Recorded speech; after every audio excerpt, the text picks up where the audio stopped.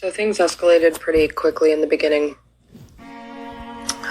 following that very first night that I just talked about in my last upload. So at the time, I was working for Mid-Atlantic Protel in Front Royal, an authorized retailer of AT&T. I was working full-time to overtime, depending. I had my own apartment at the time when this was going on. I was always very self-sufficient. The red flags happened really fast. The first red flags that went up, for me anyways, happened within the first few times of him doing these quote-unquote exorcisms over me. So the very first night was in the chapel, like I was saying. The second time and the third time was also in the chapel. After hours, so nobody was there. I think the second time he had me come there was Sunday. It was a Sunday.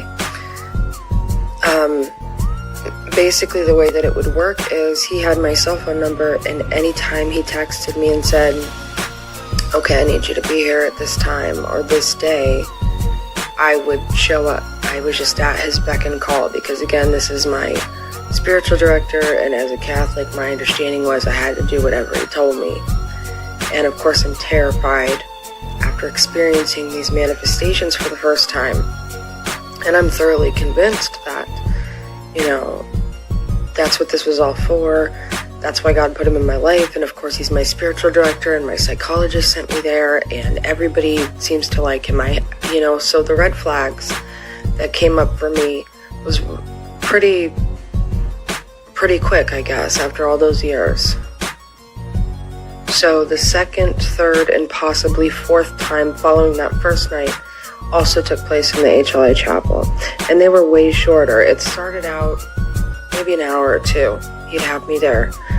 And after the first night, every time he had me come in there was a green recliner in the middle of the aisle at the front. So I remember how weird it looked when I first walked in there, and he's like, yeah, well, you can just sit in this recliner. So, I think the second one, I didn't really pick up on much of anything. None of the red flags came up yet. It was the third time, I believe, where they started coming up for me. It started out very subtle, but it's almost like every single time that he had me come in there, he would be more handsy, he'd put his hands on me more. He started putting his hands in different places, like not just the crucifix on my head, but like his hand on my head, then eventually moved down my neck, my shoulder, and so like every time it would be like more. And I remember it was really only the second or third time where I realized I was uncomfortable with the fact that, it was just me and him in there. But like any anxiety or anything that came up for me, was always just immediately, oh, that's normal, because, when you're going through an exorcism and because of these demonic forces. And so it's normal to be nervous. It's normal to be anxious.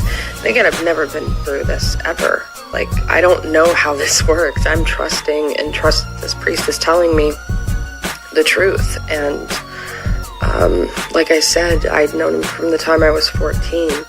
And he'd always painted himself as a hero. He was always the person to defend me against Randy's abuse and other things going on, and always treated me kindly.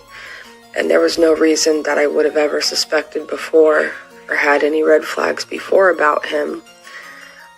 Whereas I did with like James LeBar. Now, even though James LeBar, I wasn't a direct victim of James LeBar. Father James LeBar, the DeClue family as a whole is a victim of that man. And, he's connected. They're all connected. So many of these priests, particularly these two. It was the fourth time, I believe it was the fourth, possibly fifth time, he would text me and tell me I needed to go there. Because initially I was driving myself. Again, what you're going to see is this all escalates. Everything gets more intense and extreme, and eventually reaches the point where I can even drive myself. And so there's a lot of stuff that kind of happened, and some things that went back and forth, but it was either the fourth or fifth time I remember him saying, well, I need you to come at it was like 10 or 11 a.m., I believe. And I remember wait, that's daytime and it's a weekday. Are you sure? As I'm sitting here thinking, he basically was acting like, it had to be after hours, even though their policy was you're not allowed to have women in the building after hours. And again, I was not aware of this policy. I wasn't the woman who he hired there. I wasn't the one that worked there. I wasn't the one he was driving to Washington, D.C., to the Basilica every Saturday so that they could go to confession to a priest for quote-unquote their sins that wouldn't recognize him or his voice. This is what I'm talking about with pre-calculation, guys. This priest pre-calculated to the point where he had a routine with this woman where he would premeditate to drive to DC to go to a priest that wouldn't recognize his voice or name, and he would tell her what to say and confess and what she needed to say. That's how pre-calculated this was. Anyways, again, I'm at his beck and call. I just do whatever he tells me to. And I remember him greeting me at the front door. The front glass doors. I remember walking in with him. And I remember, I think it's Tim, guys. I'm sorry if I'm wrong. One of the Radigans, I believe it's Tim Radigan, the one with the darker hair. He worked at the reception desk there. I remember him just point blank staring at me walking in with Euteneuer. And he just looked like a deer in the headlights. I don't know how to explain it, but I do remember him staring at me. And we walked past him. Went to the left side of the reception desk and down past wherever the bathrooms are. Once you go down that hall so far, I can't remember exactly which way we turned, but there were these cubicles and there were employees in the cubicles. And I cannot remember the name, but I know the face. I did not know about this soundproof room. All right. I didn't even know it was soundproof initially, at all, even the first couple times that he brought me in there. I don't remember when he mentioned it, but it had a numeric keypad lock. He punched in a number to get it open. And that man looked at me too. I can't remember his name, but I would know his face. And so he punches in the numeric lock and brings me into this really tiny room, and this room was soundproof again, and it had that same recliner sitting in it, and next to it there was a little table stand, and it had their golden picks thing on it and his stole, and that's all that was there. That's all that was in that room.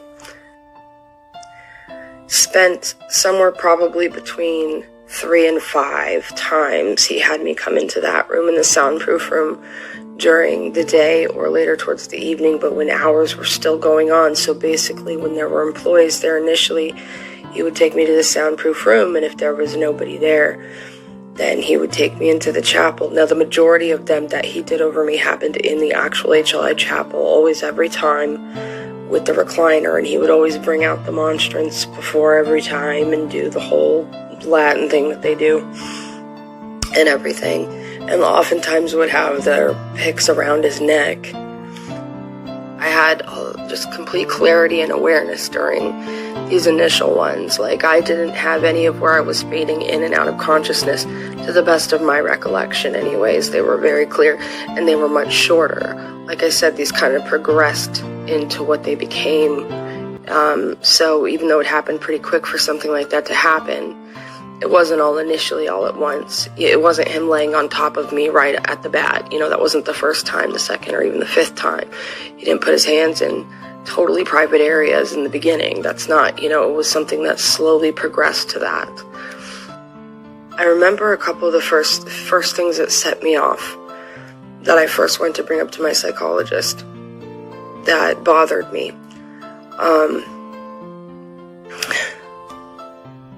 More than once, I felt him put his hand right on my breast, and I thought, in your mind, you tell yourself it was accidental.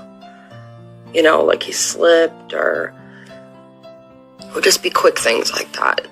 Just a really quick brush of his hand, or something else that would happen. And I, like I said, this progressed over time, but on more than one occasion, on that, I believe 5th or 6th time, his hand hit my breast.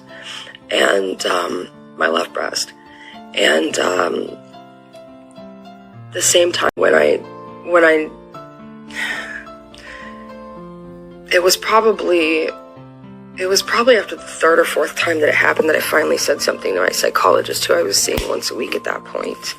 Again, the Catholic one that sent me to him, and he was also her spiritual director, so she trusted him as well. So I remember going into a session, and I brought it up to her. And I also told her that I was having these terrors specifically because when I would get back from the quote-unquote prayers with him, I started having the demonic paralysis terrors like I was talking about before that I had my whole life, but they were very specific. It was always Euteneuer in them. He was always had that book in his hand and was doing the exorcism prayers, but he would be molesting and raping me at the same time in these terrors. And it was very disturbing to me. It upset me. It upset me a lot, especially because, like I said, I saw this man as a father figure from the time I was 14. I had been violated by so many people, men, women, nuns, and a priest already when I was 10, a different priest. And so, it was something that was upsetting to me, and I had brought it up to her. And again, I believe she was totally innocent of any of this, of knowing what was really going on. But her initial response was just to tell me that, oh no, Euteneuer, he wouldn't do something like that, and I've had a lot of abuse in my past, and so that perhaps I was projecting my past abuse onto him, but that she thought it would be important for me to communicate it to him, and I didn't want to. I did not want to. And kind of went back and forth with her for a while about it. I think over a couple different sessions where she was like, you just need to tell him, it's the only way to get past it. So if you're having these night terrors with him doing that, and you feel like, he's putting his hands here or there, just tell him, communicate it to him. He's, like you said, he's like the father to you. He's not going to be mad at you. Nothing bad's going to happen. Just tell him. I really didn't want to, but I reluctantly eventually agreed because, like I said, I would always push myself to do something, even if it was uncomfortable or miserable for me. I did listen to the advice of people that I believed were more experienced and older or in positions of authority. I was always very much like that my whole life. All about obedience and just listening to people, and everybody knows better than me, and I'll just do what the more experienced, smarter, better people tell me to do. So I'm pushing myself through this as awkward and as uncomfortable as it is. And I remember it was a Sunday. It was a Sunday when he had me come in there again. And I remember this specific time was 2 hours exactly, almost on the dot. But before we started, so he had me come in there. I'm sitting in the recliner in the HLI chapel, in the front, in the aisle. And I brought up to him, I said, well, the psychologist that I was seeing, she told me that I should communicate this to you, that I should tell you something.